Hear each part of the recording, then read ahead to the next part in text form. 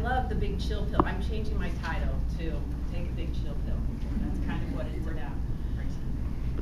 In society today, we have so many things that we don't like, or we're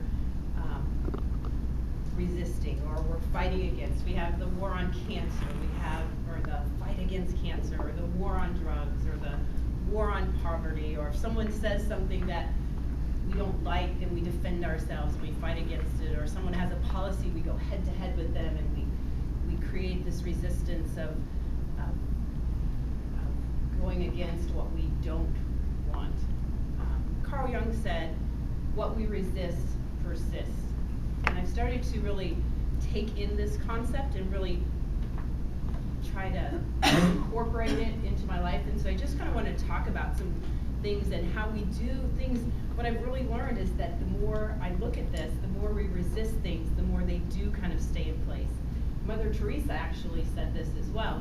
She was asked one time to go to an anti-war rally, and she said she wouldn't go, but if they had a peace rally, she would attend.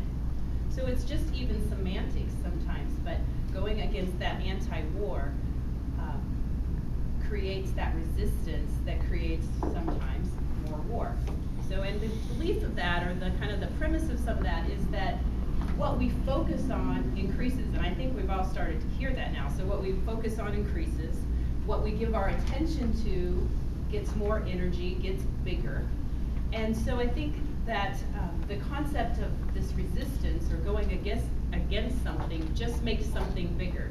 And for instance, like my children, sometimes I'm often focused on what behavior I don't want them to do, because I don't want them to do it, and I want them to know that I don't want them to do it, and that they shouldn't do it. So it seems like sometimes that gets bigger instead of focusing on what I want them to do, or the behavior that I want, and focusing on that and hoping that that side gets bigger.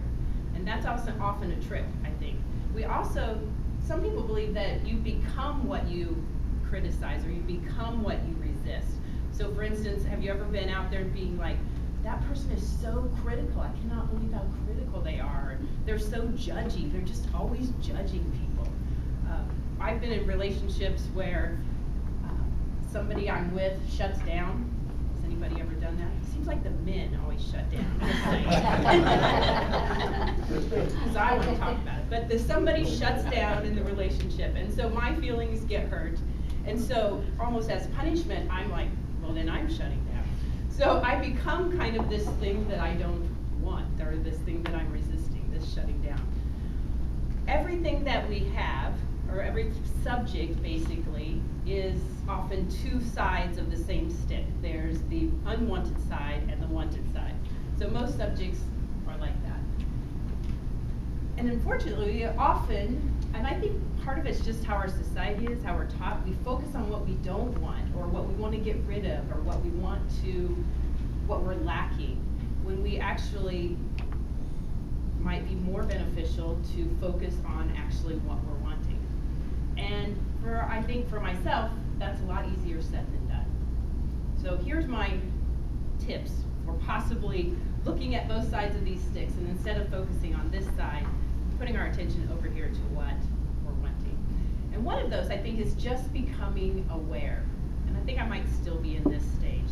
Like, I hate traffic. I hate stoplights. I hate Overland Park stoplights, which seem to be longer. And I tend to focus on those a lot. So I'm trying to be aware that, okay, just relax, this is okay, allow myself to, I'm just trying to be more aware of those times when I'm looking at the unwanted side versus the wanted side, or like with my children, or the shutting down. Okay. So just becoming more aware, I think, is good. The second thing is creating, sometimes we know what we don't want, we know what we're lacking, or we have a problem maybe at work, or with a coworker, or children. I guess I'm stuck on children. It's summer, right? And all our children are. And we don't even know what the wanted side is. So just kind of creating this space of nothingness. Some people like to meditate. I'm trying to use my little stoplights as my little moments of quiet where I just try to think of nothing. So at least giving less attention to this side. Maybe I don't even know what the solution is or what my problem is, but creating little spaces. And Sometimes that may be going for a walk.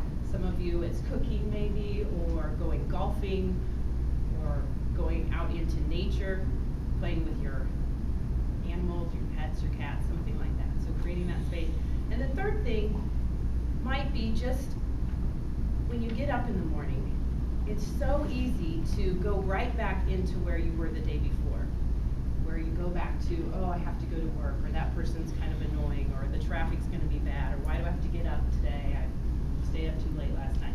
So if you could give yourself a minute or 2 minutes, or maybe even until you had coffee in the morning, to create a space where you're in a place where you're just kind of grateful, you're happy, you're thinking about things that you like, and just see how long you can stretch that little space of time in the mornings from, you know, where you stop thinking of this unwanted side and go to things that make you happier than you were. So for